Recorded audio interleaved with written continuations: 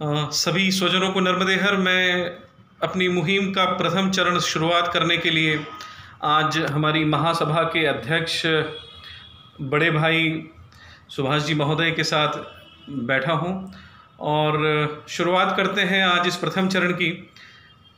महासभा कैसी हो, हम कैसी महासभा और कैसा समाज चाहते हैं, मैं भाई साहब से जानना चाहता हूं। मेरा प्रणाम। नर्मदा मैया हमारे जीवन में नई खुशियां लाए, नया उजाला लाए और हमारा समाज निरंतर प्रगति की ओर बढ़ता रहे, यही मैं आप सभी को शुभकामनाएं देता हूं, बधाई देता हूं। साथ ही नर्मदा प्रखर के हमारे संपादक हमारे भ्राता शैलेंद्र पारे जी को बधाई देता हूं कि उन्होंने इस प्रकार का ये जो अभियान प्रारंभ किया है, वास्तव में ये समाज की प्रगति में कहीं न कहीं अपना योगदान प्रदान करेगा। मैं आदरणीय शैलेंद्र पारे जी को और उनके सभी साथियों को बधाई देता हूं। साथियों, मुझसे आपने क्वेश्चन किया है कि महासभा और समाज कैसा हो। मुझे कई लंबे समय से मैं समाज के बीच में काम कर रहा हूँ। हमारा समाज बहुत ही भोला भाला और सीधा और सज्जन समाज है। हमारा समाज राष्ट्रीय हित की प्रेरणा से ओतप्रोत है। हमारा समाज राष्ट्रीय चिंतन का समाज है। हमारे समाज की सोच है सर्वे भवन्तु सुखिनः, सभी सुखी रहे, सभी को सुख शांति मिले, चाहे हमारा पड़ोसी हो, चाहे हमारा दुश्मन हो या हमारा कोई व्यक्ति हो। हमारे मन में यही भावना रहती है कि हमारा व्यक्ति, हमारा पड़ोसी, हमारा मिलने जुलने वाला व्यक्ति सभी कष्टों से दूर रहे और वो नर्मदा मैया उन्हें सुख शांति प्रदान करे। ये हमारे समाज के व्यक्ति की भावना होती है। जहाँ तक समाज की महासभा का सवाल है, हमारे ये महासभा के 100 वर्ष पूर्ण होने की ओर है। देखिए, महासभा में हमारे महासभा के विगत महासभा अध्यक्षों ने और महासभा के हमारे कर्णधारों ने समाज का चिंतन किया। समाज के प्रति उनकी गहरी सोच रही कि हमारा समाज प्रगति कैसे करे, हमारे समाज के युवाओं को क्या योगदान रहे, हमारे समाज में महिलाओं का, हमारे परिवारों का क्या योगदान रहे। वो सब ने चिंतन करके और समाज को एक नई दिशा दी है। मैं उन सब महापुरुषों को प्रणाम करता हूँ जो हमारे पूर्व महासभा अध्यक्ष रहे, जो हमारे समाज के कहने की चिंता करने वाले लोग रहे, जो ट्रस्टों के अध्यक्ष रहें, जो इकाई के अध्यक्ष रहें, जो समाज के पदाधिकारी रहें। उन्होंने निश्चित रूप से समाज के लिए कई सोच किए और समाज को आगे बढ़ाया है। आज आप देखेंगे छोटे से छोटे गांव में आज हमारा समाज एकता की ओर है, हमारा समाज एक है। और छोटे से छोटे स्थान पर वहाँ भी, चाहे वो छोटा स्थान हो, लेकिन धर्मशाला के रूप में हमारा स्थान निर्मित है। उसको सबको बनाने का उन्होंने, समाज के लोगों ने प्रयास किया है। आज ये कोरोना काल से हम गुजर रहे हैं और मुझे इस बात की खुशी है कि हमारे कई संगठनों ने, कई ट्रस्टों ने आज कोरोना काल में हमारे समाज के व्यक्ति की चिंता करी और उनकी एक दूसरे ने मदद करी। लेकिन समाज के व्यक्तियों की चिंता के साथ साथ में दूसरे व्यक्तियों की भी चिंता करी और उनको संबल दिया और उनके साथ में खड़े होने की ये नारदी ब्राह्मण समाज के व्यक्ति ही कर सकते हैं। और आज इस बात की खुशी है, आज युवाओं को लेके चलिए आप, तो हमारा युवा देश ही नहीं, पूरे विदेश में भी हमारे देश के, हमारे समाज के युवाओं ने अपना परचम फहराया हुआ है। और इस बात की खुशी है कि किसी भी क्षेत्र में, चाहे राजनीति का क्षेत्र हो, चाहे सामाजिक क्षेत्र हो, चाहे न्यायिक क्षेत्र हो, चाहे कृषि का क्षेत्र हो, चाहे उद्योग का क्षेत्र हो, कोई सा भी क्षेत्र हो, उसमें युवाओं ने बड़ी छलांग लगाई है। और निश्चित रूप से हमारे युवाओं ने हमारे समाज की प्रगति में बहुत योगदान दिया है। साथ ही हमारी माताएं बहनें, उनका भी कम योगदान नहीं है, वो भी बहुत ही आगे बढ़ रही हैं और समाज की निरंतर प्रगति में आगे बढ़ रही हैं। साथियों, चूँकि आने वाला समय ये पूर्णता की ओर, मैं भी जहाँ तक महासभा का अध्यक्ष का ये जो काल पूर्ण होने वाला है, और मैं सभी साथियों से आग्रह करूंगा, सभी इकाई अध्यक्ष से आग्रह करूंगा कि हमारे समाज में एकता बनी रहे। हम सर्वप्रथम चाहते हैं कि हमारे समाज एक माला रूपी है, वो माला एक भी मोती हमारा इस माला से नीचे नहीं गिरे और कोई भी प्रयास ऐसे ना हो जिसमें कोई व्यक्ति सफल हो। हम सबका यही प्रयास होना चाहिए कि माला रूपी हमारा समाज एकता में बंधा रहे और किसी भी असफल प्रयास को हम प्रयास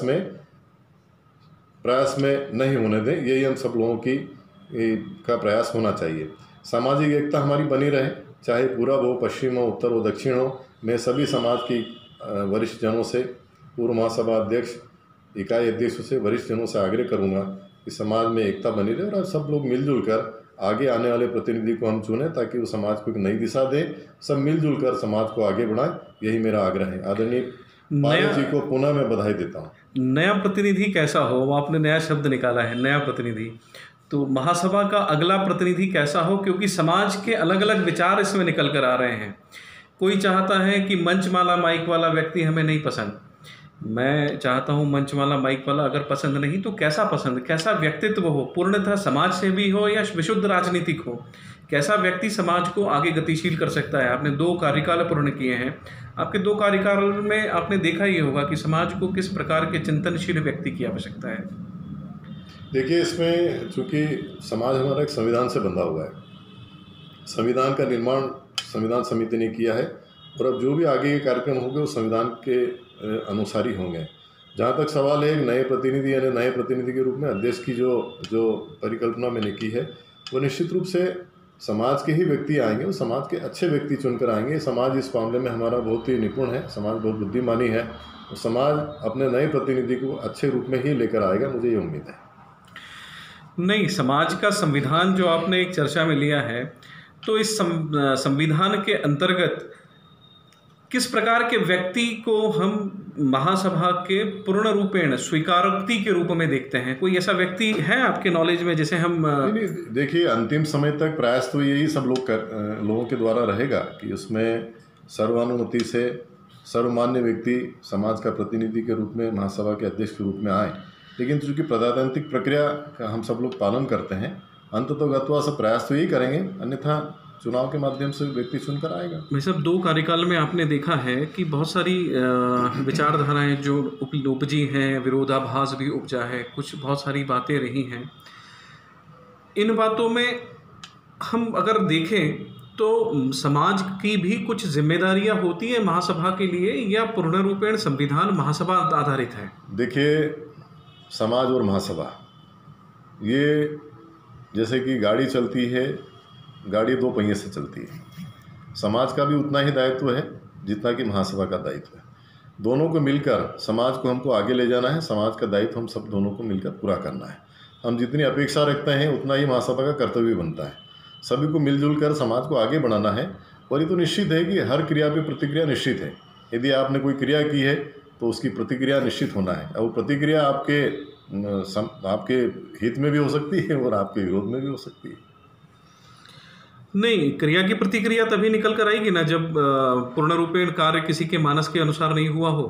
तो प्रयास क्या कभी नहीं किए गए पूर्ण रूपेण करने के? नहीं, प्रयास सभी के द्वारा रहते हैं, लेकिन चूंकि सभी की मंशा अनुरूप कार्य हो ये भी संभव नहीं है, और सबके अनुरूप कार्य हो ये भी किसी एक व्यक्ति के द्वारा संभव नहीं है। और निश्चित रूप से यदि कहने कहीं होता तो किसी का मन दुखता है तो वो प्रतिक्रिया स्वरूप कहने कहीं अपनी पीड़ा व्यक्त करते हैं। नए संविधान में इकाइयों के लिए कि कोई नया परिवर्तन है, उसमें संविधान अभी काफ़ी आपको भी उपलब्ध करा दी जाएगी और उसमें आप उसका अध्ययन करिएगा। निश्चित रूप से वो हमारे समाज का एक अच्छा दस्तावेज बना है और उस दस्तावेज के आधार पर ही सब इकाइयों का गठन होगा।